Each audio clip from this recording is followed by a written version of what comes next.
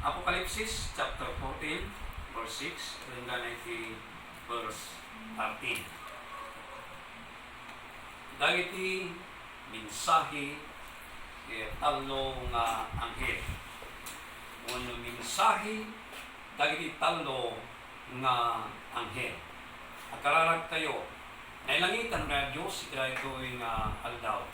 Yaman kami wapo, para saom, mga ganmi, sundang taraon, ti karawami, at wapo Diyos, ipaay mo, ti tipker, pilit ka na kami, nagpatuloy nga agserbi kinta.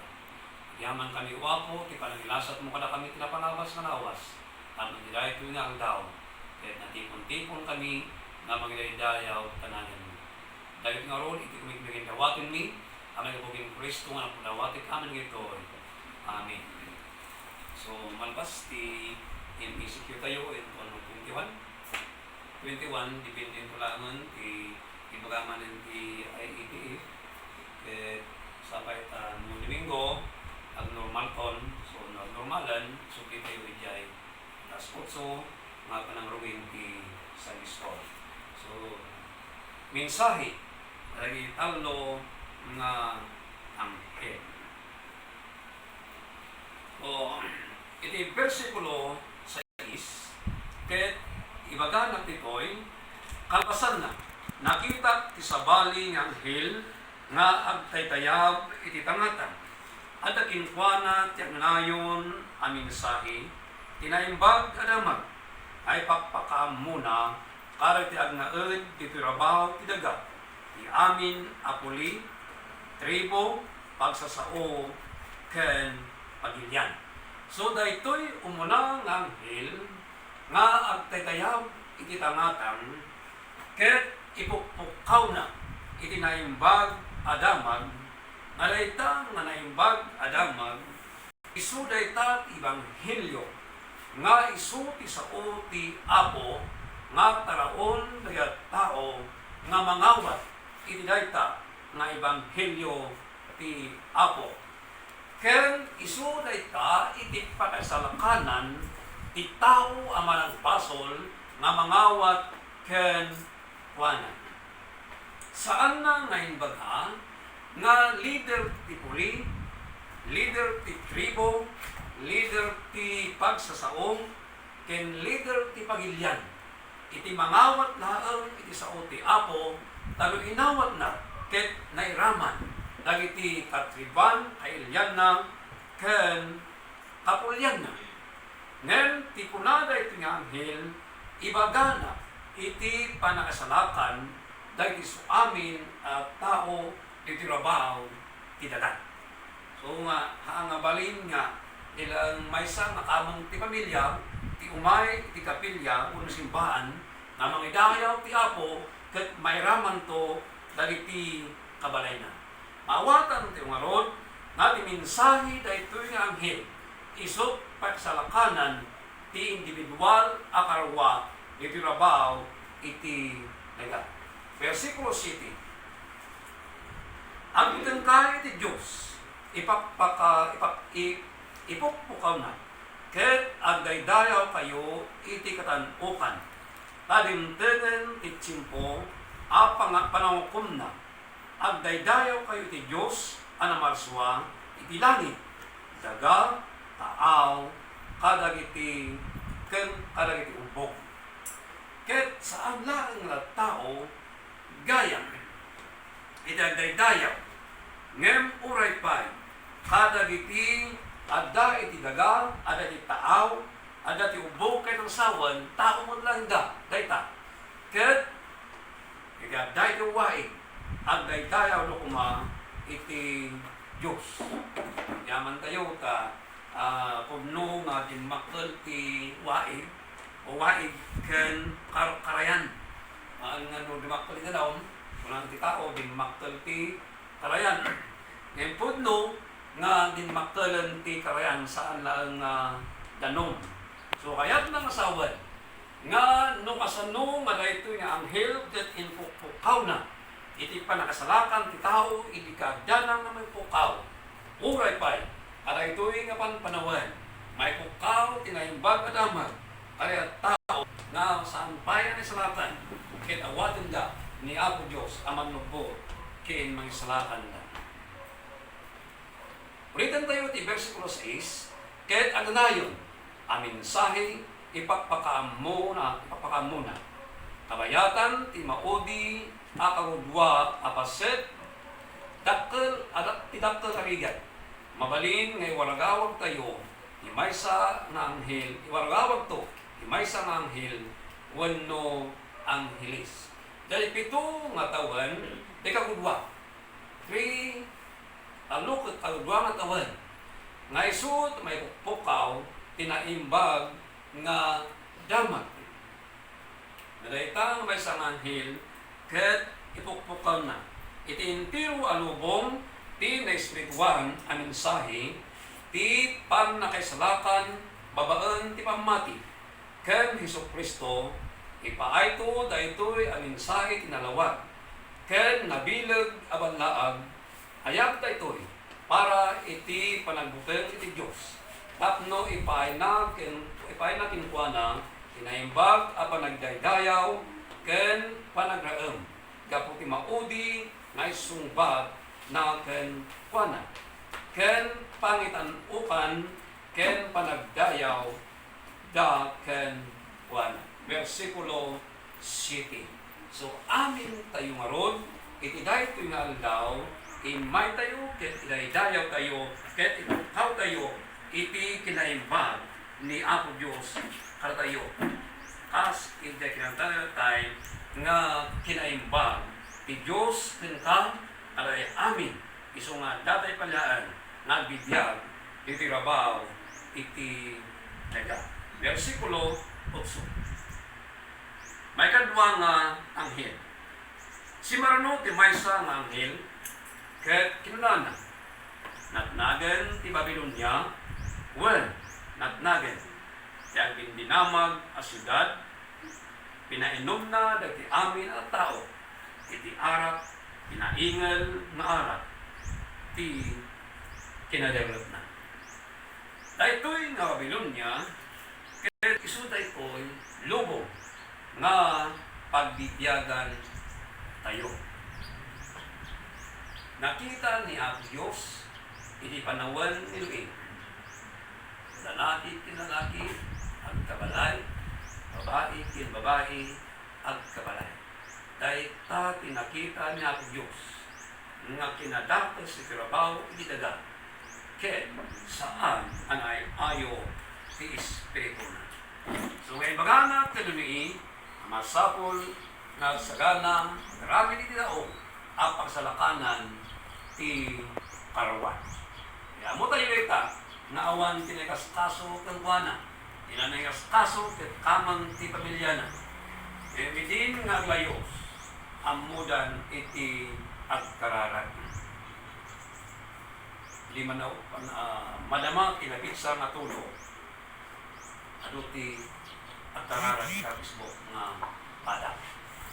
Sampul nasawan agpaiso di panawan ni Louis na idin nga matinat ti lobo amudan iti mangawag kinumi.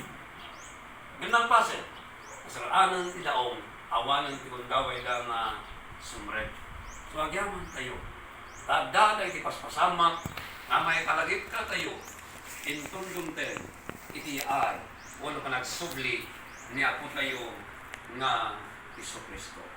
Ibagyan ti Babilonia iti maudi at simpo ti sistema ti politika, relihiyon ken ekonomiya ti impiro alubo.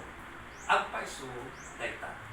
Saritahan na nga ti Babilonia ilubong tayo ket agbalik ti sistema ti politika, ekonomiya dayta ti matungpad. So lalaipan tayo iti Apokalipsis chapter 17 verse 1. Imasideg kanya ti maysa karagiti 7 nga angheles nga daan iti 7 nga manukong ket kinunana umay ka ket ipakita ken ka ti panakadusa ti rina ti na moralidad o na immoralidad. Dayta nga agdindinamag anabangon iti asideg dayti adu a karayan. Nga dayta nga karayan nga isok mangyayos kadagiti tao, animal, manarungsot at tao nga managbasol ken nalinted. Ngem ti Apo hayat na nga dagiti nalinted ket maiwanan da adunggana iti ay na apanangala kadagiti wana.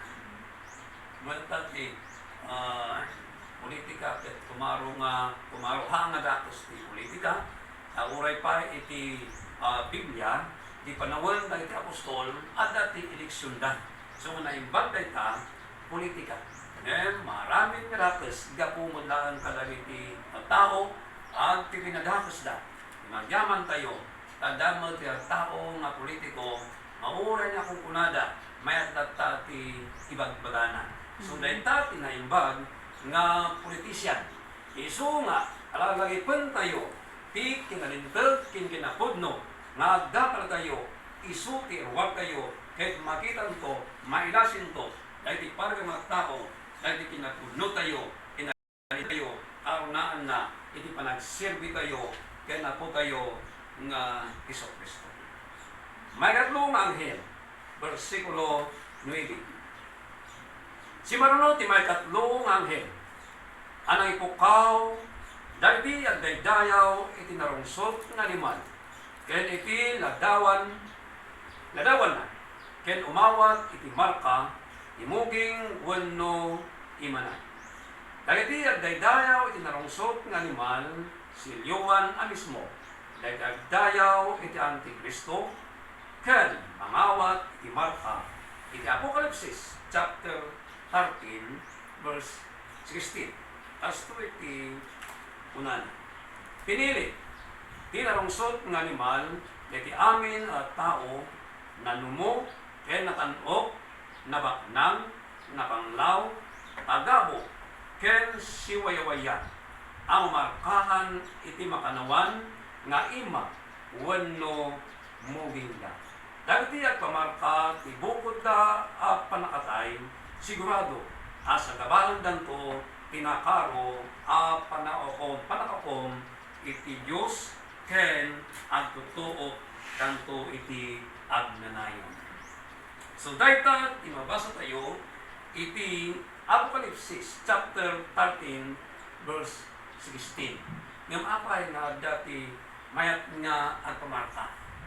Wen ata numabisin ka at kakapsok ka hangkamot nga makadatangan di kamot nga makalapon ti binwilos di kamot nga makalapon ti lodan tapon adamot ti paglulog lagi ti gumatang ti lod awanen no awan ti markan yaman kayo ta tatapalaan ket bakuna. So nga damteng ti panawan namalpas ti bakuna agmarkan tuntumuten ni Antikristo delikadon. So daytoy ket may pagpakaw na tapnon adda ti panparluten kayo no adda ito pala kasi biyag iti dayta nga panawen nga panagmarka ni Antikristo lagi pa iti mulang daw nga gayam pudno inaikas kasaba ket masapol nga lisyan kanaimbag nga lisyan nga makapanta ijay pagarian ti Apo ngem di tumarkaan ka nga makapanta at tungpal ka iti pangkuman ni Apo Diyos na may takwak ka ijay danaw nga apoy. Bunga tibukod da a panang pili. Daytoy abanlaag may turong kadagiti saan ang mangawat ken Kristo. Ken kadagiti Kristiyano a masulisod. Ken manglibak iti pamadida ken Kristo gapo iti nakaro apan nakadusa ken iti mabalin apan nakapapataydan. So dayta ti rason ko no apay nga adda dagiti mayat nga pamarka karkirabaw ti imada ken mugingda. Ngem siya ken kanay amin ararag tayo ti Apo sakbay ko mga maraming dayta may pangako mo talagan iti iglesia. Ngayon niya Kung sa sinong to, dahil ti makadaan iti dayta. Dahil jay naupay, nagsardon, na nakigimong, ket nabatidak na. Dumteng ti panawan na maramid dayta. Nanti kanta, asidugan iti iyain na. At inunan na kanya, isurat mo dahil ito'y manipod ita. Nagasat dahil iti matay, iti panagserbida, iti apo. Uwan nagasat, una ti espiritu. Makainanadan ko, kalpasan, tinagagsan, at trabaho da. Kakumuykoyog kadapuada, ti bunga, ti panagserbida, iti apo. So, bakit lakay? As ni Brad Martin, gapo, iti ananos na, ragragsak na, nagserbi, iti apo, muli uray lakayan, muli maketen, nagibabae, ngem dumteng to ti panawan, nga ginanada, aray ti panugda, intod, at dati aminen, iti pagagyan, niya po tayo nga Isu Kristo. Saan tayo nakutan ni Apo Diyos, isu iti mga iwan, para tayo, iti dahi ko nga pandingit, aging gana na umay ni Apo tayo nga Isu Kristo. Nalingitan na Diyos, iti dahi ko niya daw, agyaman kami, isaom, sumanoy nga palagit, kada kami, iti dahi ko niya gimon. Daw nanuwa ko, aywanan na kami, sanapniban na kami ang kanayon, kabayatan, iti panagbiag mi, kan panagserbi mi kilka. Iti dahi ko lawas, iktaran na kami, at nanuwa po, yadayon kada kami, yanyaman na pagtugadan, ay kamabayros o Diyos, sikati manarabay kada kami, at wapo, tirag-open ragsak, salunat, manayon kada kami. At yung arod, iti kumit may kinawatan mi, ang iti kumit Kristo, ang kinawatan kami ito, Amen. Dawatet, di ba nagkakit kayo?